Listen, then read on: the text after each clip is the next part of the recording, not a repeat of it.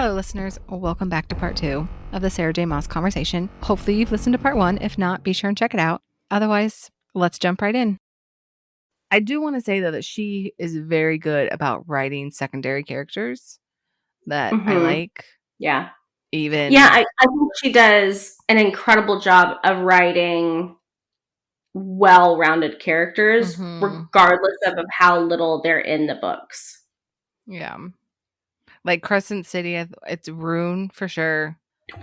Yeah. I was hoping that there was going to be something magical about Spinks. Like maybe he was a shapeshifter and was like... And so I was kind of hoping, I know it's not like witchcraft, but like a familiar that can like shapeshift or like be like a guardian or like secretly points them in the right direction because, Sphinx is very smart. Yeah.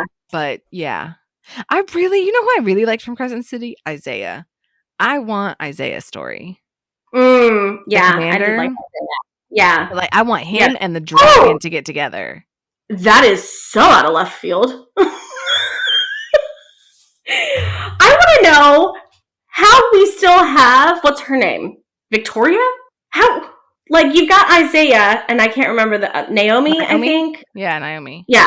You've got, like, Victoria, or whatever her name is, still at the bottom of the ocean. Like, why? It's like Vaughn and Throne of Glass. Like, what's happening with these people? Like, we're just gonna leave somebody at the bottom of the ocean to suffer? Yeah. I mean, we were on the Ocean Queen's ship. We couldn't have gone and rescued our friend. Yeah, but I don't know if they know where she's at the bottom of the ocean. The bottom of the ocean is a very vast place. SJM could figure it out. I'm just saying. She's got enough characters running around with their heads chopped off like chickens. Like, let's just... But I think Isaiah and the dragon would be very good. That is so random. Well, at first I thought the dragon was probably going to end up like with Flynn. Because they had that... Yeah. He's like, I'm protecting you. I don't know if that's still going to happen. Because I think Ethan's going to end up with Perry. Yeah. We know that Merman is ending up with the chick that he married. Which she's an idiot. Wasn't even on the page that long and was an idiot. I don't know, since the Hellhound's mate died, does he get another mate? Maybe him and Naomi can get together.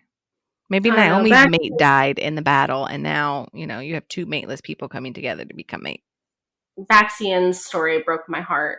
But I was busting out laughing at the end when he was like, y'all need to get to Avalon because there are flying horses around here, and I'm done with this jet. The Pegasus are back. Oh my god. When that happened, I was like, yeah. I think that my favorite secondary character besides Finn in Throne of Glass was Lysandra. I think she was phenomenal. I have such a girl crush on Lysandra. Like, of secondary character, it's a toss-up between, like, if I could go on a date with Lysandra or Hellion, it'd be one of those two. I love him from ACOTAR. I can't wait till we get his. You would, because he would be all about a reverse harem. Absolutely. He's like, who do you want, babe? Who do you want? Let's do this. Yeah, I love him so much. There's a guy on TikTok who is a very good-looking black man, and he rides, I'm pretty sure it was I can't remember what kind of horse it was, but I commented, I was like, Hellion? Question mark? Because like Book Talk was already in the comments, so I was like, 100% this is my real life Hellion. Yeah, super sexy. Loved him so much. Yeah, he's part of my fictional reverse harem. I'm trying to think. I don't remember there being any really big sexy scenes in Throne of Glass. But I do know the most famous scene is in ACOTAR, and that's the cabin scene with the paint. Yeah, as far like Feyre and Rhys, that's definitely one of their hottest scenes is chapter 55 in ACOMAF. And then the other scene that's talked a lot about for the ACOTAR series with Feyre and Rhys is when they're getting it on in the tent after one of the battles, and it's like the sound of the dying and injured around us. I don't remember that. But they're getting it on in the tent. I mean, when you're that close to death, you have to feel alive some way. I mean, I there's no judgment here, but it's just one of those, like, there's so many memes out there that it's like, it's got like them like doing it, and then over here in like a thought bubble or like a talk bubble is like sounds of death and dying. I don't remember. I'm pretty sure I'm gonna have to like reread Throne of Glass and ACOTAR. Yeah, I mean, I would say like the spiciest relationship in Throne of Glass was Manon and Dorian. They had a couple of really hot scenes, but I mean, they weren't even like, they were super sexy. I really need their book. Yeah, they were very sexy. And like Rune and Lydia, they were the sexiest pair, especially in book 3. Mm-hmm. But I mean, they had the hottest scenes in book 2 too.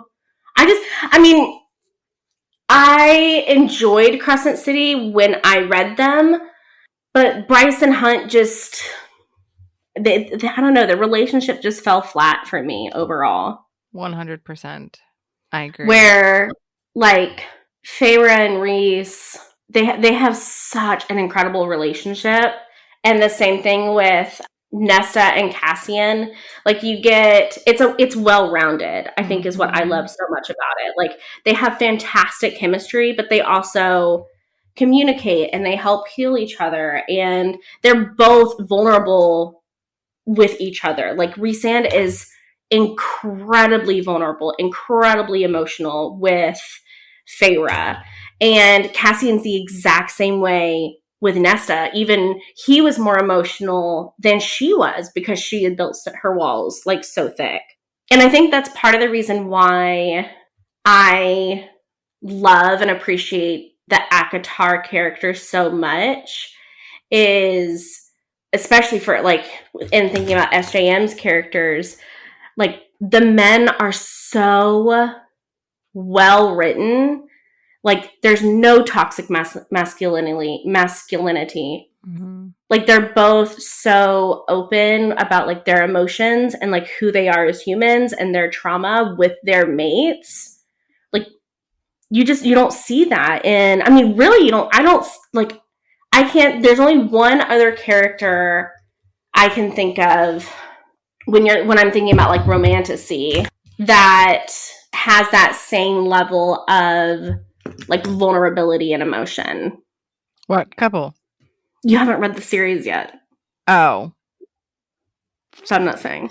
Fuck. Aren't I caught up on everything now? I mean, of the things you owe me, yeah. Okay. It's the Plated Prisoner series. Oh, well, we're doing that in a couple of seasons. Yeah, so we'll talk about it then. Okay. I'm like, wait, just Sea of Ruin is the last thing. Like, I'm caught up. Like, what? Dude, our Sea of Ruin conversation, I'm not even prepared. And I would reread it, except I can't. So, let's talk future talk. Let's do some speculation. Now that we've had the last Crescent City book, and we talked about how the relationship fell flat, how she was trying to probably make things different from Kingdom of Ash. Are we terrified that she's going to carry that over into ACOTAR? Or do you think that she's still going to stay true? Because I feel like if she fucks up ACOTAR, she's going to piss off a lot of people. I mean,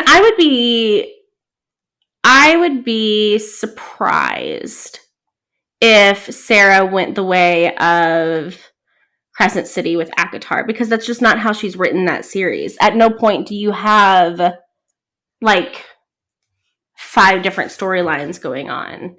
Like, Lucian goes to wherever he goes to and talks to Jurian. Yeah, Jurian, and her name's not Vespa, but I can't think of her name right now.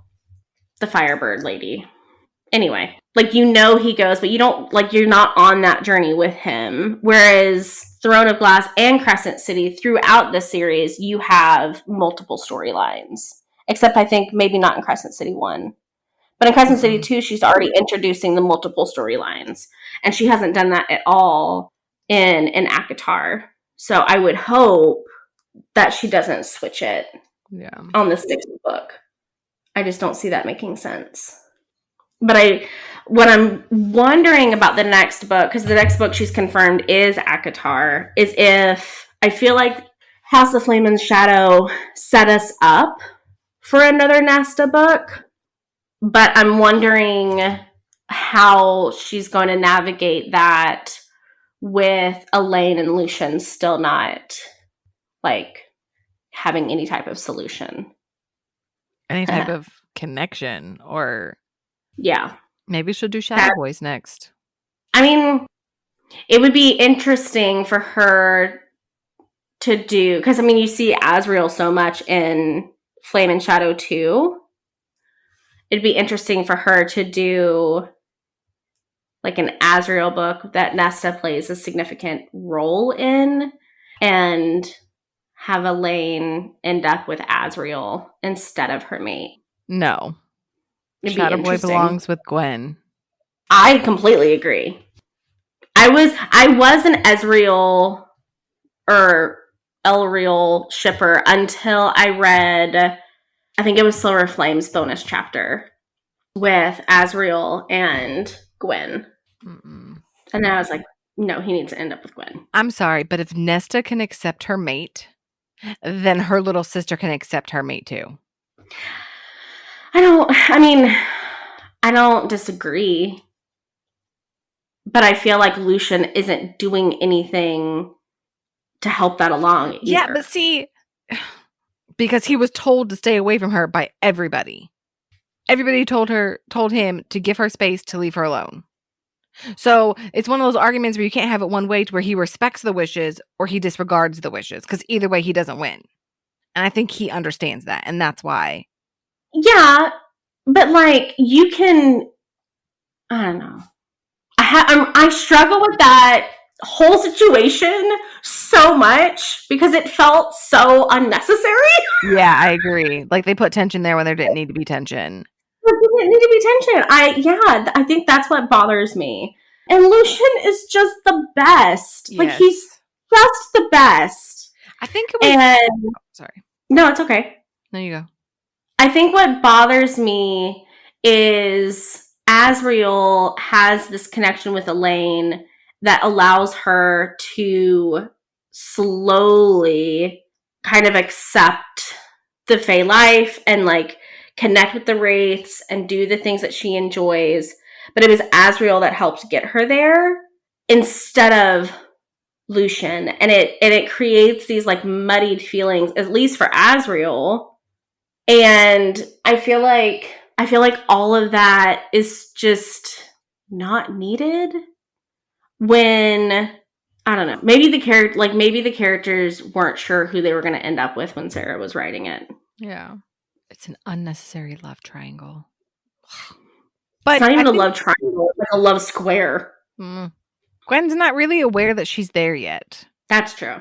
But I think it was you who had the theory, and I agreed with, that Lucian should take over Spring Court, and then that's where she should end up with him because she's a spring baby. Like, yeah, that's totally my theory, is that Tamlin will have his redemption arc by sacrificing himself at some point, and the powers will go to Lucian since he was the right hand, and then Elaine and him will rule the Spring Court together. Why I'm going to that instead of him ruling the Dawn Court is because if anything happens to my boy Hillian, I'm going to be pissed. I second that. Like, you cannot touch him and his Pegasuses. Absolutely not. That'll be war. Yeah. So yeah, I think that's what I would like to see happen anyway. And I would love to see, like, if not, like, if Elaine and Lucian don't get their own book, I would at least like to see a chapter, a few scenes, whatever, of Hellion and Lucian having the moment that, like, Gavriel and Adian didn't. I have no idea what you're talking about. You know, Hellion is Lucian's dad, right? If it was in the book, I read it once, but I don't remember. So Feyre, I'm trying to think how they're sitting at were they at the summer court? No, they were sitting at where they were doing the High Lords meeting. Feyre's sitting with Rhys, and you see like the chemistry between the Autumn Court's the Lady of the Autumn Court. I don't even know if we know her name, but we see her and Hellion. You find out that they had an affair, and what Lady of the Autumn Court has done is pass Lucian off as... That's why his dad didn't like him, the fake dad. Okay, now it's all remembering. Yeah. It's clicking. Yeah, okay. And Feyre's like sitting in the meeting, and she's mind talking to Rhys, and he's like, whatever you just put together, get it off of your face. So yeah, I think that's the whole. I want Lucian and Hellion to have like this really amazing moment of like, hey, I really loved you, and I'm sorry that like this is how life turned out, but like now that you're a High Lord, I can like show you all the cool High Lord things. Also, here's a Pegasus. Fan fiction. That's what I'm hearing. Because no one's Sarah J. Maas. That is not going to happen, okay? But I understand when you read it, though, that is how you're going to imagine it no matter the outcome. And you're going to be like, isn't it great that Helios gave his son a Pegasus? And everybody's going to be like, what the fuck are you talking about? That never happened. Listen, and you're going to be like, yes, it did. Yeah, it did. That's my canon event is that Hellion gives Lucian a Pegasus, or their firstborn child a Pegasus. One of the two. Yeah. Okay, so can we, just to like, for fun, pick a favorite scene from each series? Sure. Absolutely. You want to go first?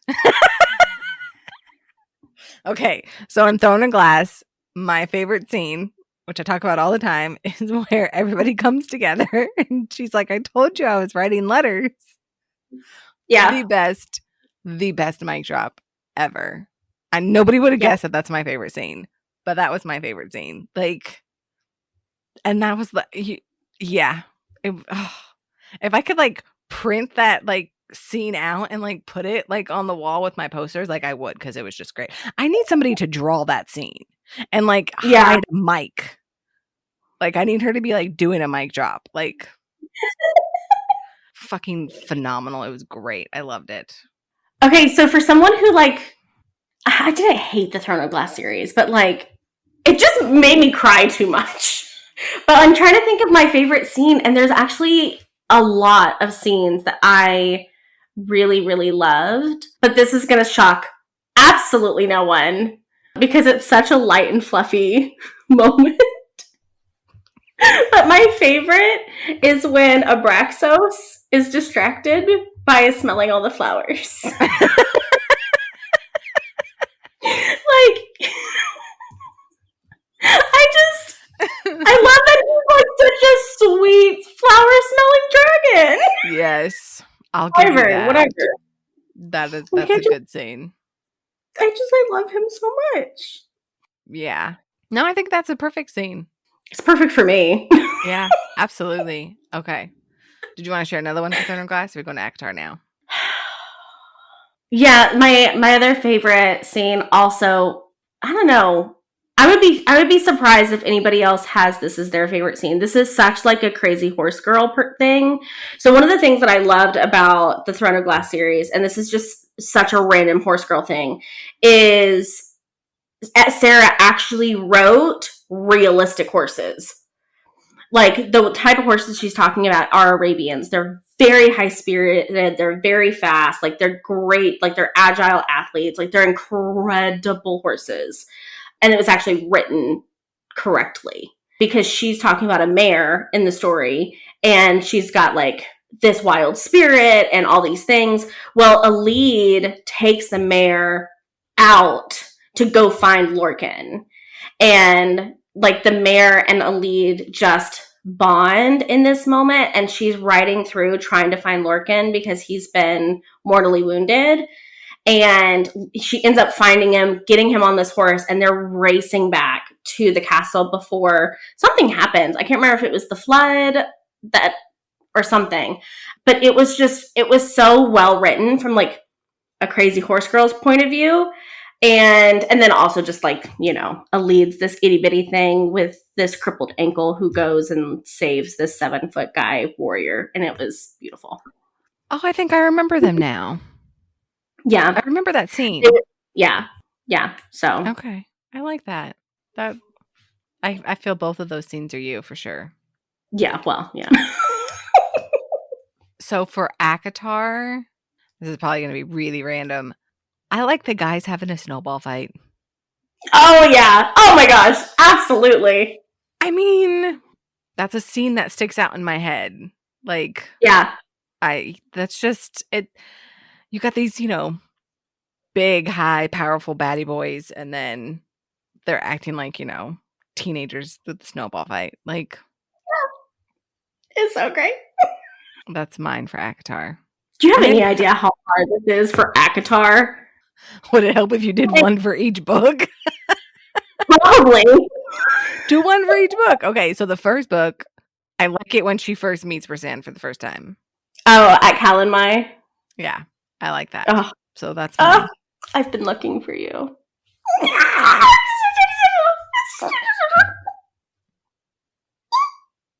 Is that your favorite scene too? No. I mean, the dancing under the mountain was kind of hot, but... Yeah, dancing under the mountain was good. No, I think my favorite scene... Oh, gosh. Okay, in ACOTAR, there's two. Okay. The first is when she's in the cell and Rhysand sends her music. Okay. To help, yeah. Yes. But then you find out, now granted, you don't find this out until later into book 2, but I love that scene on its own, but what makes it a stronger scene in retrospect is you find out that what she's viewing when she's listening to that music is the rainbow in Valaris, but he didn't send her those images, and she had never seen the rainbow. I didn't know that. I didn't catch that. Yeah, and it's just like, I don't know, it's just so beautiful. And I also think of the music that was composed by this woman on TikTok.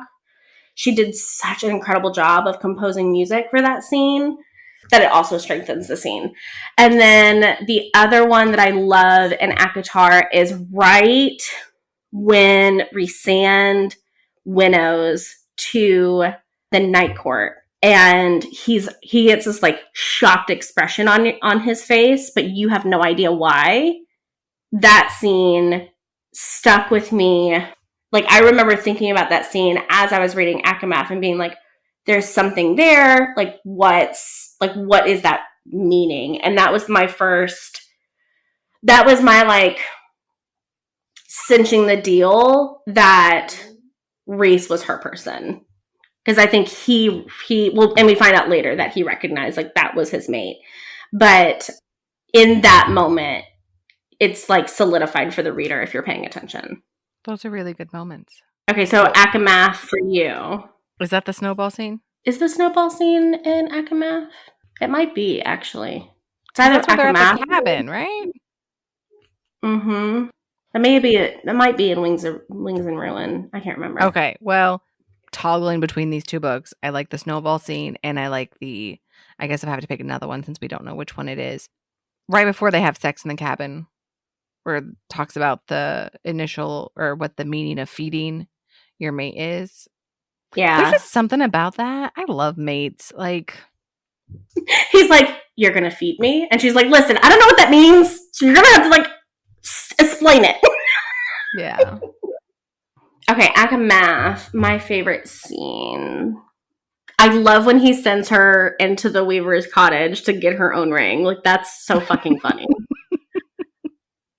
I also, one of my favorites is when they're standing in the foyer at the townhouse and Cassian and I think it was Amren I don't know if Azrael was there yet.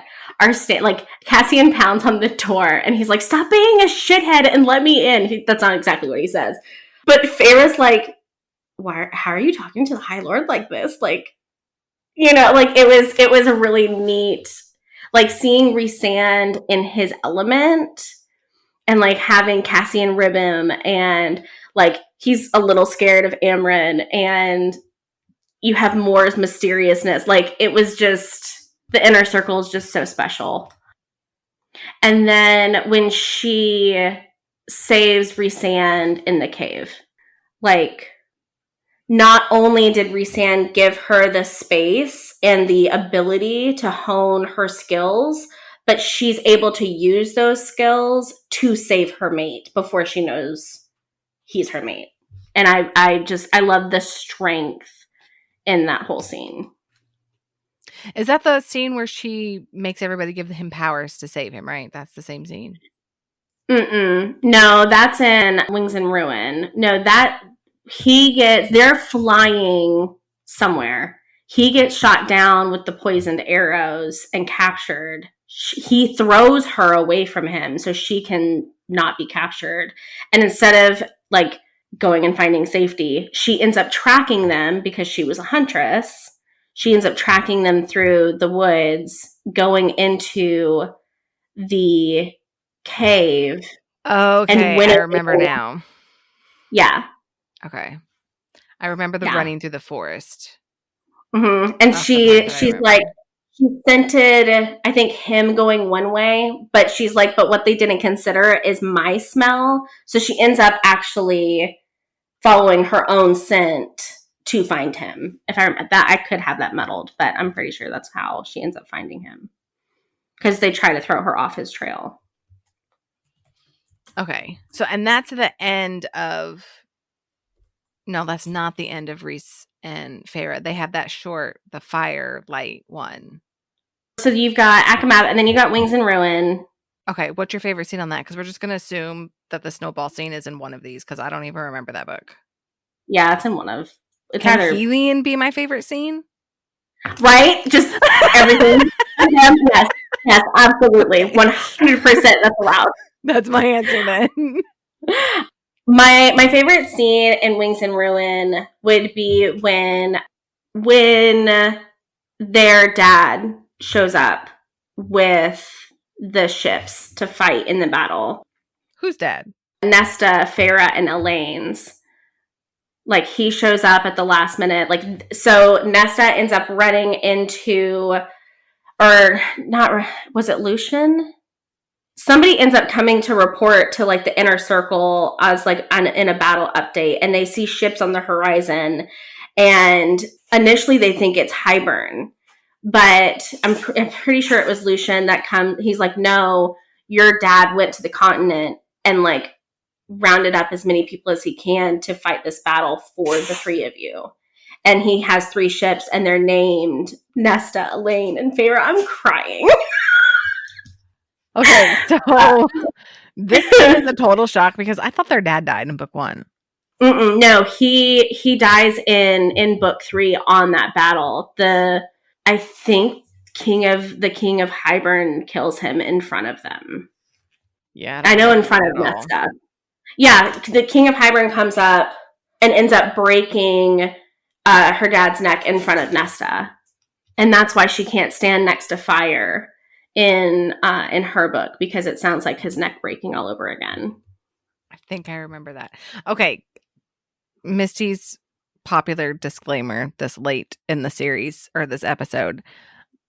When I read these books, I read all of them in less than 7 days. So there's a lot of smushing of things that I don't know or remember. I don't remember that at all. I've also reread them 4 times. Yeah, I've never reread them. I read them the one time and that's it. Yeah. I'm thinking I need to reread them again. I want to reread them for like the 6th time or something. Frost and Starlight, my favorite. I have 2 scenes. Feyre's in this shop. She's like doing Christmas shopping, and I cry every single time at this scene. But she is looking at this piece of art that this woman wove, and it's like this really intense fabric. It's like blacker than black. And this woman named it Abyss, or I know it's a one word. It's like abyss or grief or wallow, something like that. And her mate died in the attack on the rainbow. And that was the art piece that came out of it. And as Feyre's like standing there, she's navigating her own grief. I don't know, the way Sarah wrote it was just so poignant.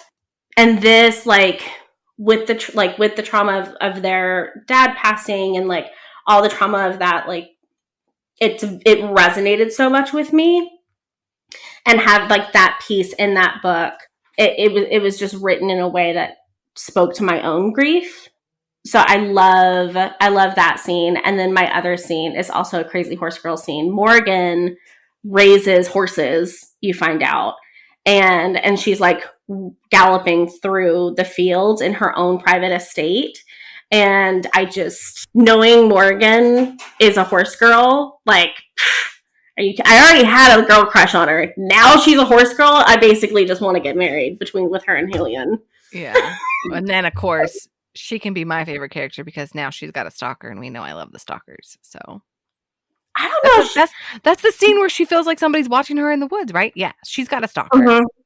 It's totally my trope. Okay. I'm down. Let's do it. Okay. I don't remember anything specific that stood out. I just loved that whole little novella as a whole because it showed them life after constantly being battle mode. Yeah. I love that normalcy of, I need to figure out what I'm doing. Let me start this craft thing in this old, like, let me meet a friend who's outside of, Reese's circle. Like, I just loved the normalcy of that book. And I did too. I appreciated it a lot more because, I mean, this is romantasy. There's a love story intertwined, but even if you took, well, maybe not with ACOTAR, but when you get your HEA, you don't normally get the aftermath of it in a lot of romances. Right. Like, you may have an epilogue that jumps like 5 years or whatever, but this is like recently relative to the end of it, and then them trying to acclimate and like, okay, well, what the fuck do we do now? Yeah. So I know there's so many people that can't stand Frost and Starlight, but I love Frost and Starlight. Okay, favorite scene in Silver Flames. I don't know if it counts, but I really liked that the wind of the house talked to Nesta and became her friend.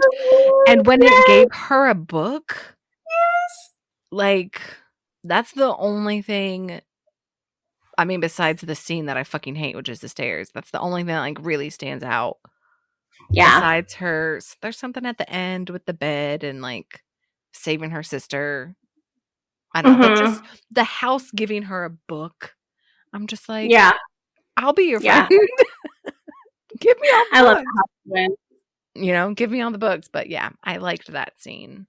I would say my favorite scene in Silver Flames is when Cassian forces Nesta to take like the 7-day hike, and she ends up breaking down at the lake. That was really cathartic. The whole book for me was really cathartic. That, I don't disagree with you. That's a powerful scene. And there's my goodness. There's not a lot of dialogue. It's just her internal processing. Like, we're going to walk until you walk out of it. Like, walk out of this dark mood. That was the best thing that he could have did for her. Yep. Yeah. And like, and I think why I love Cassian so much is he is able to give what each of them need when they need it. Like with Feyre, like when she has the moment where she's like doing punches with Cassian, and she ends up burning out, not quite, but basically, and Rhysand comes over and like shelters her. But in the moment, Cassian's just taking it, like literally getting his hands burned, but he is able to be there for her in that moment. Just like with Nesta, he challenges her, but when she needs that introspective space, he gives her the tools to do it in a way that allows her to face her trauma while supporting her basically by just being there. And like, I don't know, their relationship. I'm such an emotional person. Like their relationship and like them navigating the trauma and him supporting her without like needing to fix it. Like, it reminds me so much of how like Mike and I have navigated the traumas that we've gone through together, and how he's done that for me in so many ways, in, you know, our own real life way. And like seeing that on paper and seeing that character journey, just, I don't think I've ever had like related to a character the way I did with Nesta, and like the way I see Mike and Cassian. I love you. I love that. Thank you for being vulnerable with us. Ah! I have a new appreciation for Nesta now. Yeah. Yeah, she's just, I don't know, I think she's one of the most real and relatable characters I've ever read. And granted, like, her trauma and my trauma are so similar that I feel like that's part of why I relate to her so much. But Sarah just did such an incredible job of really navigating that journey in such a realistic way in a fantasy world. I'll always commend Sarah for that alone. Yeah. I think I might, because I was rushed in reading everything, I don't think that I can appreciate everything as much. And I think I was blinded by the staircases in Nesta's book because I couldn't get over that rage. Yeah. That this time around, when I read it, I'm skipping the stairs. Like, I don't. Sure. So thank you for sharing that. I love that. Yeah. And then, okay. So Crescent City. Yeah. I don't. You go first.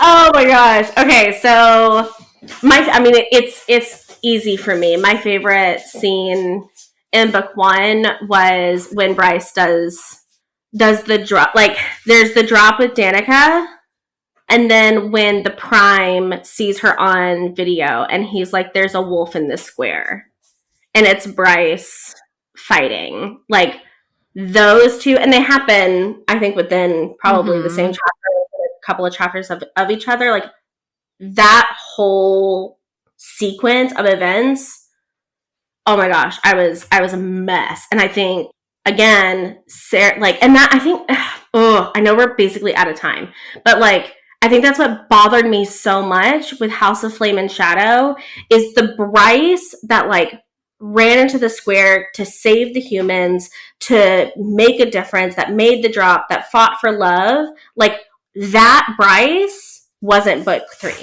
I agree. I feel like I missed that, like, emotion, that passion, that compassion, like, that empathy. That Bryce, like, was non-existent in book 3. And you could say it was trauma, you know, with thinking she lost her mate and being in a different world and getting back. Like, she goes through it, but like, I feel like core personality wasn't there, and I feel like that was the disconnect. I think that's part of the reasons why maybe I didn't like book 2 and 3, is because she was slowly slipping away from who she was, and probably why I love book 1 so much. It's hard to pinpoint.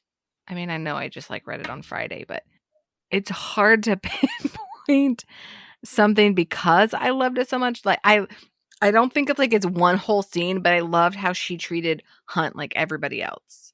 Like, she didn't treat him like the Umba or whatever his name is. Umber Mortis. Yeah, she just treated him like any other person and like didn't give two shit. I'm like, she knew who she was.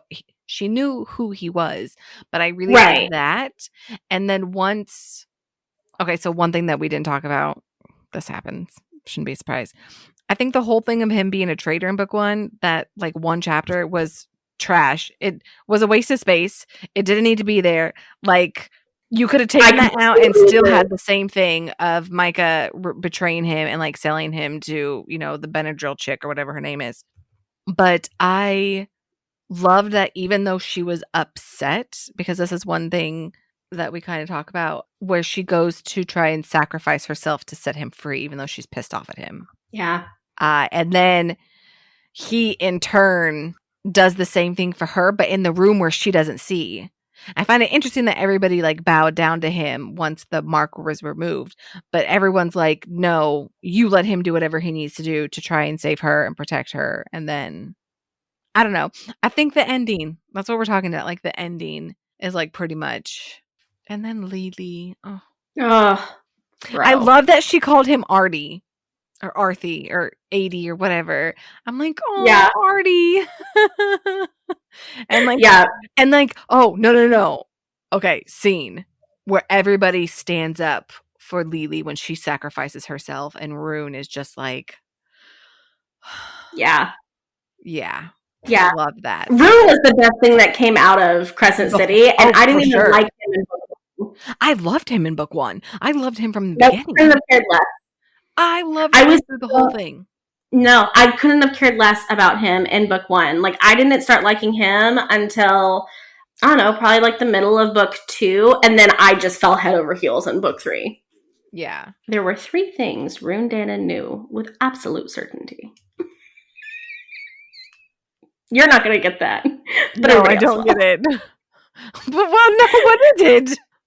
It's the opening scene in chapter 2 or 3, I think, of Sky and Breath, where he's high as a mother. Oh, yeah. Okay. Just like, yes. So is that your favorite scene from book 2? Yeah. I don't remember any much else. Yeah, I don't remember a lot from book 2 either. I think, is book 2 where they have the call with her mom? Or is that book 1? I don't know. I didn't reread them, and I read them in 22, so it's been 2 years since I read both of those.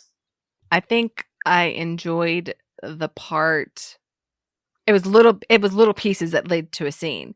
Like, they're waiting till Winter Solace before they consummate their relationship, and she's like, oh my gosh, what was I thinking? I don't want to wait. And he's like, oh my god, I didn't want to wait either, but I'm respecting her wishes. And they're like, dude, why are you guys waiting? And then they finally get together, and she's like, I don't want to wait anymore. And he's like, really, this is the time that you picked to tell me? Yeah, I do remember that was pretty great. Or when he finds Jelly Jubilee. Yeah, but that's in the first one, like, right? Was it I don't know, it may have been the first one. Yeah, it's kind of a blur, but I think that was the first one. Yeah. And she's like, it's not a vibrator. He's like, oh, I didn't think that it was really. Maybe.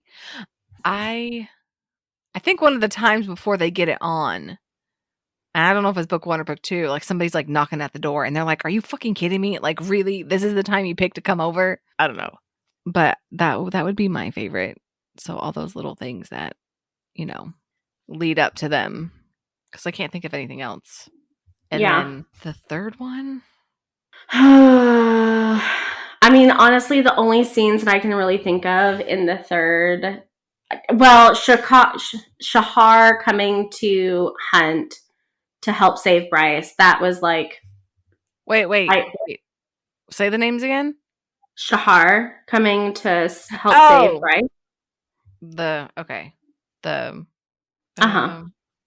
In previous the lover. Thing. Yeah. The ghost. Yeah, in the mech suit. Yeah. I loved that. I feel like Hunt, and I think he does still love Shahar, but I feel like that was Shahar's way of saying, like, listen, you have a mate now. Like, let's go get her for you. Mm-hmm. And I loved that so much. And then the moment between Nesta and Ember, where Ember's like, you're going to be okay, sis. Like, gives her a big old hug. Like, Nesta needed that motherly figure so much, and I love that Sarah gave her that in such a beautiful way. And I'm really hoping that in the next ACOTAR book, we see more of, like, those conversations. I forgot about a scene that I liked in book 1, but we talked about it being at the end, where she dies and he's trying to save her, and he's like, you cannot tell me that you love me when I'm unconscious, you coward. Yes! And then and then he does the same thing in book 3. He's like, you cannot die. Like, what is wrong with you? You're my mate. Like, no. Yeah. Hunt's got it bad. Yeah. I think that I don't know. It's really hard for book 3 because I just really didn't like it. Like, I didn't like that the Hind had children. Like, that totally came out of the blue. Like, what the fuck? Like, not that it's a problem, but I'm like, totally rando. I think I liked the Hellhound, like, following Hunt and, like, trying to prove his worth to him and his little snark. Maybe the Hellhound should end up with a dragon. No, he needs to end up with Naomi because Naomi lost her mate, too. I'm making this story up. Total meta. But I think, I think the Hellhound following Hunt and then Hunt trying to save her and be like, no, you can't do this to me again. Yeah. I think that would be my favorite. Yeah, my other favorite is when the Pegasus come back and Baxian's like, get me out of here. I am done. And Bryce is like, Pegasuses! Yeah. Like, I can't like get laid right now because there's Pegasuses on Avalon. Yeah, that takes a priority. Okay. Absolutely. So, is there anything else that we missed that we need to talk about? This is definitely going to have to be at least 2 episodes.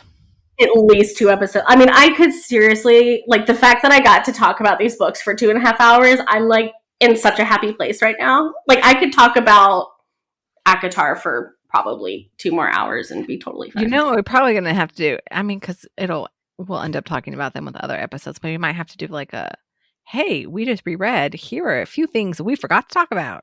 The forgotten things of Sarah J. Maas. Yeah, of the monsters. So I'm thinking that we should rate each series individually because I don't think that we can rate them as a whole, like the whole world. So we'll go ahead and start with the newest one first. And I'm only saying that because I wanted to end on a high note. I know it's not going to help you, but okay. So for Crescent City, Darkness. Oh gosh. I mean, I don't really think of these series as dark.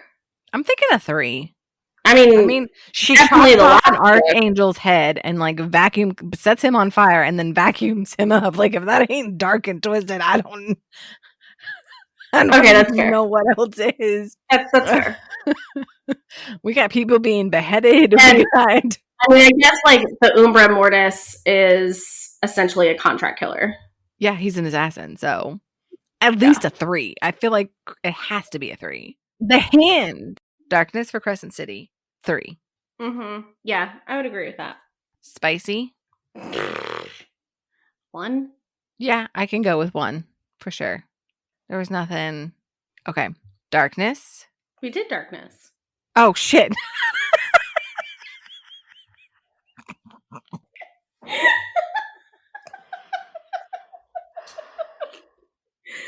Oh, I love you. Oh, my Lord, man. Anyways, okay. Overall rating for Crescent City. Like the entire series, right? Yeah, I'm gonna say the entire series because we could rate each book. I mean, should we rate each book? We can. Actually, my problem is going to be with Throne and Glass because I don't remember individual books. There's no way I could rate each individual book of Throne of Glass. So I just do series. But okay, but I will. Well, I think maybe Crescent City and ACOTAR we can probably like do books. So like for Crescent City, we'll do both. So for books, book 1 is like a 4, and then the series would be a 3, because book 2 and book 3 would probably get like 2 stars each. No, I think for me, book 2 and 3 would get 3 or 3.5. Because here's the thing. Did I like House of Flame and Shadow overall? A little. Did I like Bryce and Hunt in Flame and Shadow? Not so much. But Rune and Lydia. Okay. And like, I mean, really like their story, and that's, yeah. Okay. I'll give you that. I concede. You made an excellent argument, and I agree. I love that I just said Rune and Lydia. And you're like, yeah, I agree. Yeah, I mean, I love Rune. He's one of my favorites. So, okay. So, Crescent City, the first one, 4. 4. And then for book sure. 2 and 3, 3. Mm-hmm. Yeah. Okay. Yeah. Okay. And then ACOTAR. So, I think we should rate book 1. And I'm going to say a 2. Maybe a 3. I can't. I don't know what to do. We can just do the whole. What? No, okay. And then I feel like book 2, 3, and 3.5 is like a 3. Yeah, that's going to be hard. Okay. I saw your face. I knew it as soon as I said it that it wasn't right. Okay, I knew as soon as I said it. No, I mean, but I have so much more like personal connection to the series and characters than you do. So like, if you feel for yourself, even though you're wrong, it's a 3, then that's totally fine. Okay, so ACOTAR series as a whole, I would say is like between a 3 and a 4. I think it just depends on where I'm at in the storyline. Yeah. Okay. So it toggles. So it's like, yeah, that's what I would say. So ACOTAR as a whole is like, we'll just say 3.5. Done. I'm just going to go with the middle. Yours is like 10 billion, right? 10 billion, at Wait. least. We did this wrong. Hold on. We got to start with darkness first, then spice, then overall. We're doing it backwards. That's okay. So overall, now let's do spicy. 3, 2. I mean, the only way it would be 3 is if you're like basically waiting until book 5, because there's not a whole lot of spice in any. Isn't of the the cabin scene considered very hot and spicy and sexy? Oh, it's very sexy. Yeah, I mean, I think it's a fantastic scene. It's definitely sexy, definitely spicy, but like That's the only one. That's basically the only. Although the one bed at the end scene was very hot with Rhysand and Feyre. It's the night before he gets captured in the cave. Actually, I've reread these books so many times. I'm going to take your word on that it should be a 2 for Peppers. I'm okay with that. Yeah, I mean, yeah, 2. Or do you think a 1? We can. Okay, so what the same thing that we did with Saints and Sinners. Yeah, thank you.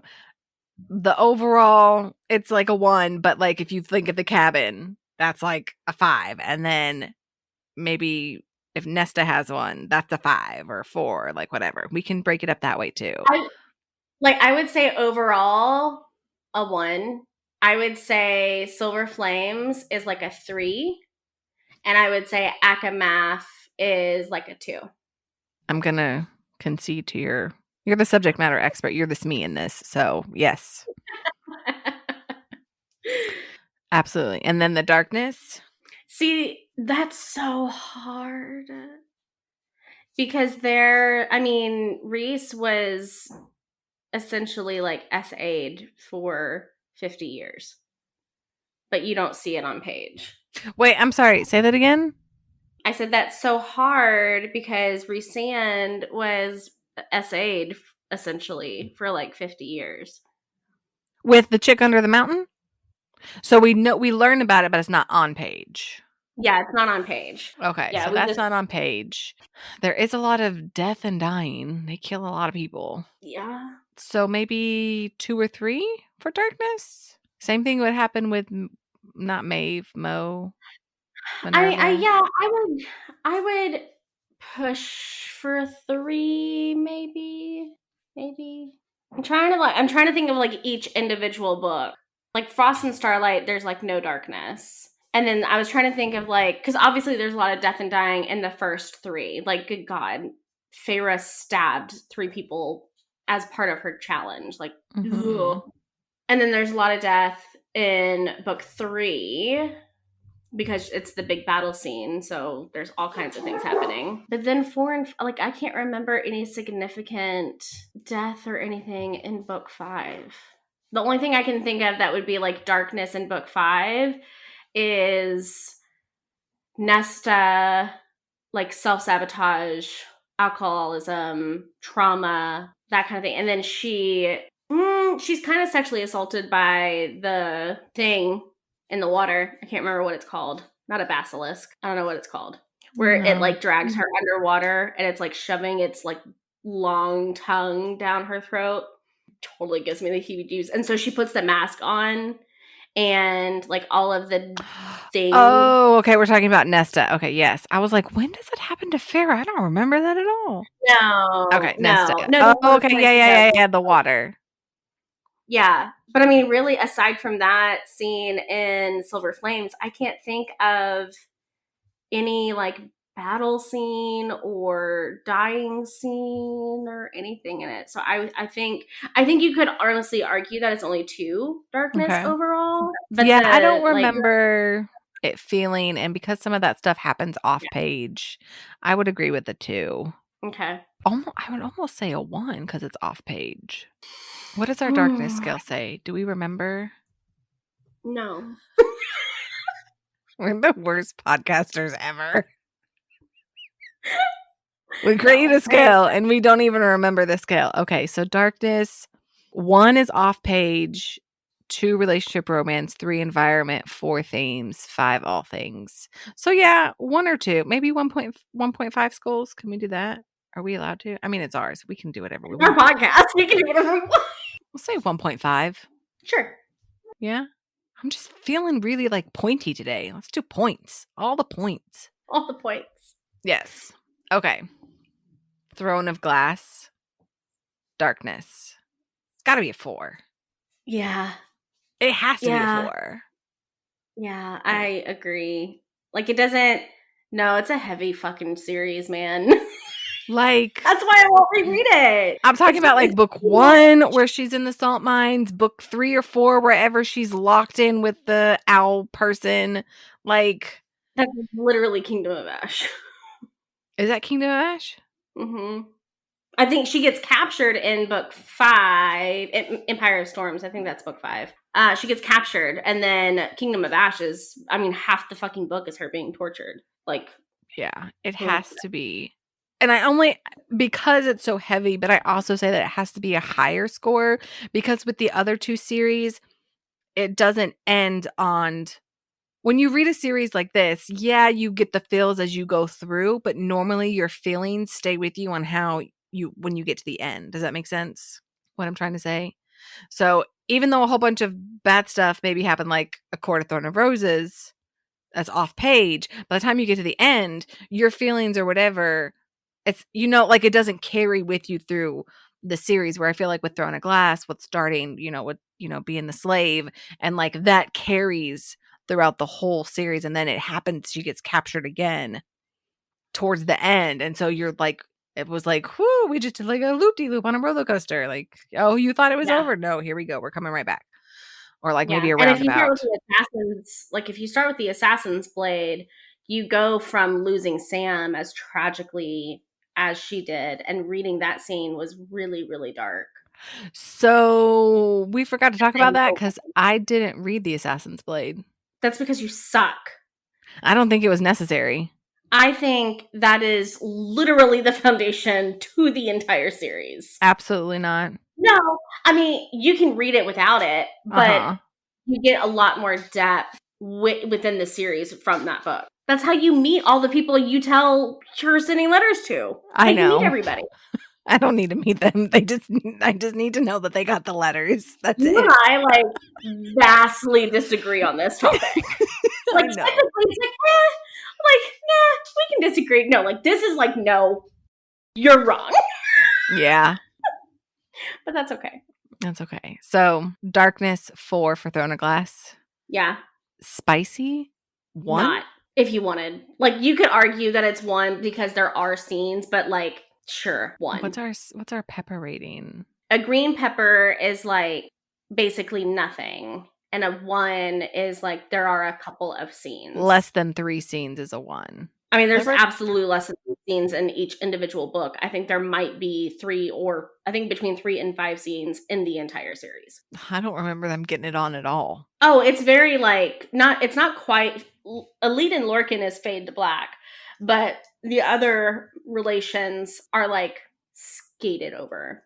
I think we said Dorian and Manon. Yeah, they had. Oof. Yeah, they had a couple of great so much. Yeah. So you want to know the connection I put together when we were talking about Aelin being captured? Yes. I just realized this and I got like chills. So one of the things that freaks Aelin out after she escapes is she has no scars because they tortured her so completely. She had all brand new skin.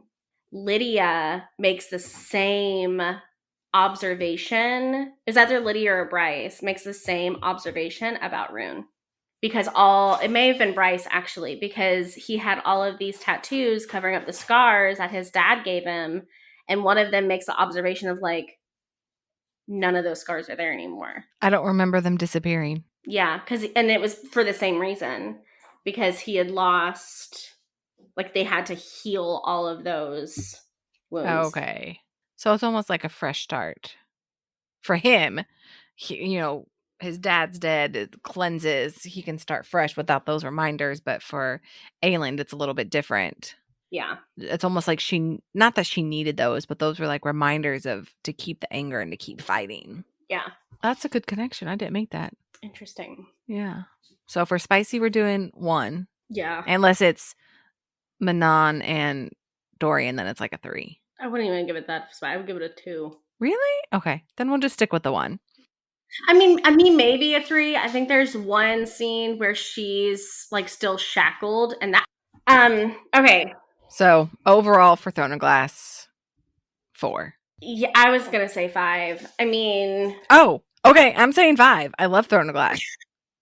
I mean, I loved the story. I missed the romance, but like the story, the way she dropped the Easter eggs from literally a book she wrote at 15 years old through however long it took her to complete the series, how she tied everything together, the romance in Tower of Dawn, how she like managed all the timelines and storylines in Kingdom of Ash. Like she created, I can't even think how many characters, 20 characters, like at least, that we deeply cared about. Mm-hmm. Like 5 stars. Like there's okay, that makes me so happy. I was only saying 4 because I didn't want to hurt your feelings because I gave it 3.5 to ACOTAR. No, like, I mean, I'll say 4, but no, 5 for sure. I love it. Like, yeah, it was. If you want a fantasy series for the story, the character development, the like heart-wrenching relationships that you see with the characters, and like as they battle like evil in the world, 100% you need to read Throne of Glass. Mm-hmm. Strong female character, independent. She's a warrior. Listen to our all of the female characters. That's what I loved about Throne of Glass is all of the female characters played integral roles in the defeat of like the evil. Like you had Irene who came in through like healing magic. You have Lysandra who was a motherfucking badass. Mm-hmm. You've got Aelin, of course, and then Alid played her own role. You have, oh my gosh, what was her name? It starts with a K. The other chick that was flying the birds. No, birds. Oh, no, Nesrin. Nesrin, that's her name. You have Nesrin, who, yeah, she does the griffin, or not, they're not called griffins. They're called something else. You have Nesrin. You've got, I cannot remember her name. It starts with a K, and she ends up sacrificing herself at, like, the headquarters of the main bad guy and causing an explosion so Lorcan and Alid can leave. Oh, not Cassandra, Clarissa, she was the one that they mind manipulated her. Yes, like drained her. Like you have her, you have the girl that Lysandra ends up adopting. Like she ends up playing a role in the main battle. Like it's just such an incredible story of like female empowerment and like women stepping up and making a huge difference in their world because it's the right thing to do regardless of how that they were raised. Like look at how Manon was raised, and like she went against everything she was taught to stand up for what was right. Kaltain, Kaltain. Kaltain. Kaltain. That's That's her name. Yeah. Yeah. I cheated. I Googled. Oh, well, if I could have found it fast enough, I would have looked it up, but I just did. Throne of Glass, female characters. Took me to the fandom page, and it has them listed. there we go. Yeah, no, So, yeah, I mean, so well done. Mm-hmm. Yeah, I can't add to that. Like, that was perfect. Yeah, but I think that's what makes SJM such an incredible writer, is she's able to create such characters with emotional depth and realistic flaws and character development, like, throughout the series. You can't help but root for them. Mm-hmm. That's true. I just love it. I love the adventure, and I love a good female assassin. Like, yeah, there's just something about the female being assassin that, I mean, a guy being assassin is super sexy too, but a female, it's like you kick their ass. You do it. I love that. Yeah. Yeah, it's a lot. Okay. So, anything else? I mean, this was a great talk. I'm really happy that we combined all of SJMs, because I don't think that we could talk about one series without talking about them all. So, yeah, I completely. It would be really hard not to. So, I don't have anything else. So, if you don't, you want to close us out, beautiful? All right, y'all. If you have read SJM's works, what would you rate overall the darkness and the spicy?